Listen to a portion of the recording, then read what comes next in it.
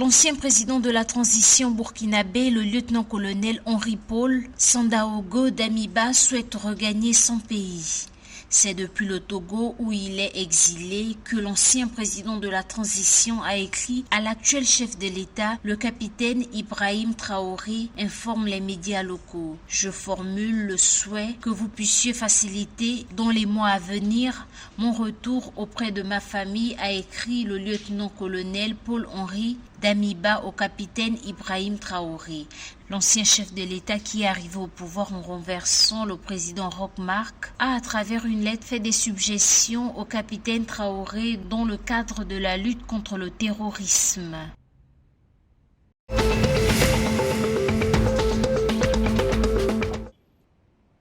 Pour l'exercice 2022, le gouvernement togolais a enregistré une augmentation significative de ses dépenses en capital. Selon des estimations récentes publiées par la Banque centrale BCAO, celles-ci ont atteint la somme de 610,3 milliards de francs CFA, en hausse de 60% par rapport aux 379,8 milliards de francs CFA l'année précédente. Ces dépenses représentent pour le gouvernement des investissements réalisés par les ministères dans divers projets comme des infrastructures, l'énergie et les transports, avec pour but de stimuler le développement économique du pays, ainsi que des diverses subventions du pouvoir public. Cette hausse marque donc des nouveaux engagements de l'exécutif togolais dans un contexte de relance économique post-Covid.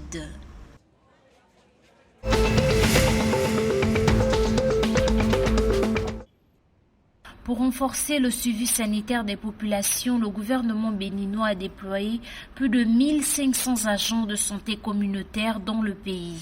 Cette politique vise à rapprocher davantage les agents de santé des populations. Ils sont chargés de veiller au bien-être des populations des communes de Niki, Kalale, Banikwara, Bambereke, Sinandé et Malanville dans le nord du Bénin. Le ministre béninois de la Santé, Benjamin Oupatin, a invité tous les acteurs impliqués à faire de cette première phase un exemple pour la suite du projet.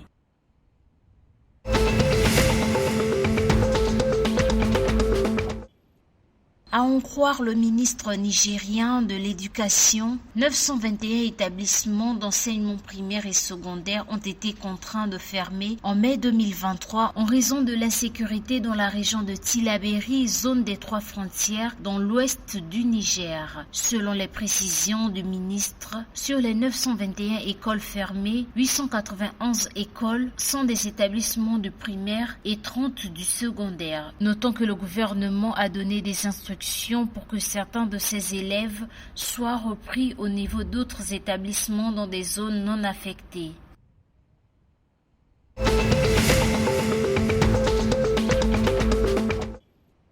Au Nigeria, la société d'investissement à impact All On a annoncé récemment avoir investi 11 millions de dollars pour soutenir 25 projets de mini-réseaux. La dite société informe être en pourparlers pour que d'autres stratégies visant à débloquer des financements commerciaux en monnaie locale pour le secteur des énergies renouvelables hors réseau au Nigeria sont en cours. Pour rappel, le programme avait déjà mis en place en novembre 2021 une facilité de financement de 10 millions de dollars pour accélérer la croissance du secteur des énergies renouvelables au Nigeria et au-delà.